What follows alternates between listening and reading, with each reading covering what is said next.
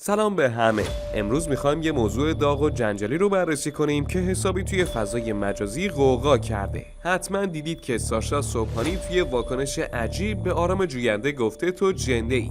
این ماجرا از آهنگ جدید ساسی شروع شده. حالا خود سپهر حیدری واکنش شدیدی نشون داده و از آرام دفاع کرده و گفته همسرم یه مدل حرفه‌ای و گفته مثل کوه پشتتم. از طرفی طبق گفته ها ساسی قصد داره با موزیک ویدیوش از اعتماد طرفداراش سوء استفاده کنه و اونا رو به سمت یه صرافی نامعتبر بکشونه. آماده اید بریم سراغ این داستان پرحاشیه؟ بزن بریم. اول از هر چی بریم با هم واکنش سپهر حیدری رو ببینیم که چجوری از زنش دفاع کرد. سپهر توی استوری نوشته به زبون ساده خاک بر سر بعضیا. چقدر میتونن حرومزاده و حسود باشن؟ مثلث و مربع و این مسخره بازی‌ها چیه دیگه؟ اینا به خودتون میچسبه. یعنی هر کسی توی کلیپ یه خواننده بازی کرده و دیالوگای اون آهنگو بگه مشکل داره، همسرش هم بی غیرته؟ هر دیالوگ اون آهنگو به همسرش میچسبونید. بی غیرت و بی‌ناموس همون کسایی هن که دارن این حاشیه رو درست میکنن، چون خودشون زندگیشون رو خیلی وقت باختن و تحمل دیدن زندگی موفق کسی رو ندارن. خودشون چون به راحتی توی زندگیشون خیانت میکنن و فساد میکنن، همه رو مثل خودشون میبینن و دوست دارن همه مثل خودشون فاسد دیده بشن. همسر من یه مدل و آرتیست حرفه‌ای هستش و طبیعیه که توی آهنگا و فیلمای مختلفی شرکت کنه. طبیعی هستش، ولی اینکه این حجم درست بشه فقط حرومزاده بازی بعضیاست. تأسف برانگیزترین نکته اینه که بیشتر کسایی که دارن حمله میکنن کسایی هن که دم از زن زندگی آزادی میزنن. آزادی یعنی اون چیزی که توی حرفت و هنرت علاقه داری رو به صورت حرفه‌ای آزادانه انجام بدی. آزادی اون فکر پوسیده بعضیان نیست. مثل کوه پشتتم ملکه من.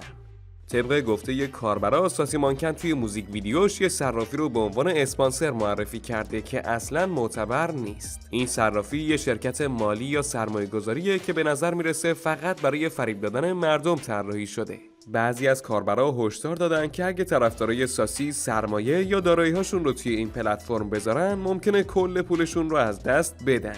این یک کلاهبرداری سازمان یافته است که با استفاده از شهرت ساسی مانکن و جذابیت موزیک ویدیوهای جنجالیش داره اجرا میشه. حقیقت اینه که اینجور فعالیت‌ها توی صنعت موسیقی و تبلیغات دیگه خیلی هم عجیب نیست.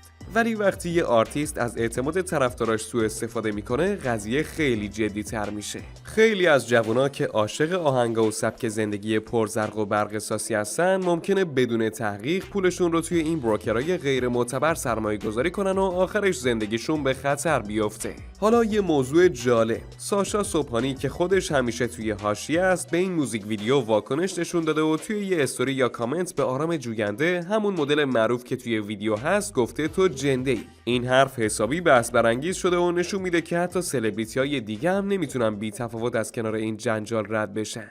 داشتم فکر میکردم واقعا چقدر بد زن آدم دوست دختر آدم کات میکنن، بعد اصلا دخترها هیچی حرمت قائل نیستن، میرن خیلی سریع بازی در میارن. این دوست دختر همسر سابق این سپهر حیدری تو کلیپ ساسی مانکن بازی کرده، خواسته با اینجا بهش بگم خانم شما خیلی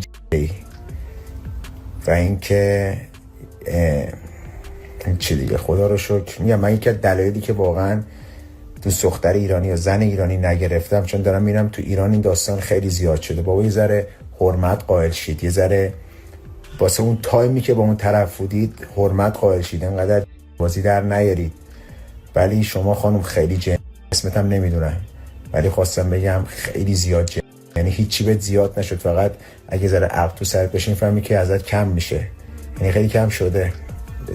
از اون طرف سپهر حیدری فوتبالیست سابق و همسر آرام جوینده توی لایو اینستاگرامی گفته من و همسر و بچه‌هام شاد و خوشحال داریم زندگیمونو میکنیم. این حرف بعد از پخش موزیک ویدیوی ساسی واقعا عجیبه. مگه میشه همچین ویدیویی با حضور همسرش پخش بشه و اینجوری ریلکس باشه؟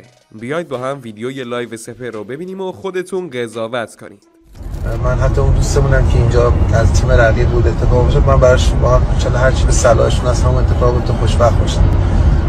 ولی من و همسرم و بچه‌ام کنار هم خوشبختیم، بهترین لحظات رو داریم سپری میکنیم، کل انرژی خوب ازتون میگیریم. این سری آدم حسود هم همیشه هستن، همه جا بهشون فشار میاد و خب نمیتونن تحمل کنن کسی موفق باشه. نه، ما همیشه خوشبختیم کنار هم و من افتخار میکنم که همچین همسر و فرزندانی دارم و میسه کوبم پشت همسرم هستم همیشه.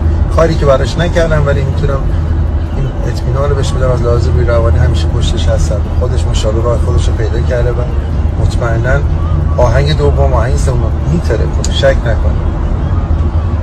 انشالله که بقیه زنان ایران زمین هم. حالا چرا ساسی مانکن همیشه دور و برش این همه حاشیه‌ای عجیب و غریبه؟ ما یه نگاهی به فعالیتاش توی سالهای گذشته انداختیم و به این نتیجه رسیدیم که این کارا بخشی از یه استراتژی حساب شده است. برای چی؟ برای اینکه آهنگاش معروف‌تر بشن. یادتون میاد که سال 2021 موزیک ویدیوی تهران توکیو رو با حضور الکسیس تگزاس یه ستاره پورن منتشر کرد؟ اون موقع واکنش‌های شدیدی توی ایران به وجود اومد. گروه‌های مذهبی و رسانه‌ها این کارو غیر اخلاقی و مخرب برای جوونا دونستن. ولی همین جنجال باعث شد ویدیوش میلیون‌ها بازدید بگیره و آهنگش توی یوتیوب و اینستاگرام و بقیه پلتفرم‌ها پخش شه. به نظر میرسه ساسی با این روش نه تنها شهرتش رو بالا میبره بلکه داره از مردم ناآگاه هم سوء استفاده میکنه. این حواشی از ویدیوهای جنجالی گرفته تا معرفی بروکرهای غیر معتبر فقط برای جلب توجه و افزایش بازدید آهنگاش طراحی شدن. ولی قربانی اصلی این ماجرا کیه؟ طرفدارای ساده‌لوحی که ممکنه به خاطر علاقه به موسیقیش تو دام این کلاهبرداری‌ها بیفتن. اما دوستان این داستان فقط به ساسی مانکن و حاشیه‌هاش ختم نمیشه. از وقتی فضای مجازی توی زندگیامون جا باز کرده، دنیای هنر و زندگی سلبریتی‌ها پر شده از پشت پرده‌های سیاه و تاریک. خیلی از آرتیست‌ها و افراد مشهور بدون اینکه مردم بفهمن با یه سری کلاهبردار و شرکت‌های غیر معتبر همکاری میکنن که فقط هدفشون خالی کردن جیب مردمه. یه مثال بارزش کوروش کمپانی، شرکتی که چند سال پیش با وعده‌های بزرگ سرمایه‌گذاری و سودهای کلان میلیون‌ها دلار از مردم ایران جمع کرد، ولی آخرش معلوم شد یه طرح هرمی و کلاهبرداری بزرگ بوده که خیلی‌ها رو ورشکست کرد. حالا انگار ساسی هم داره یه مسیر مشابه رو میره. خب دوستان نظرتون چیه؟ فکر میکنید ساسی واقعا دنبال کلاهبرداری از طرفدارشه یا این فقط یه شایعه است؟ واکنش ساشا صبحانی و حرفای سپهر حیدری رو چطور میبینید؟ تو کامنت ها برامون بنویسید و اگه این ویدیو رو دوست داشتید حتما لایکش کنید و کانال رو ساب کنید تا ویدیوهای بعدی رو از دست ندید.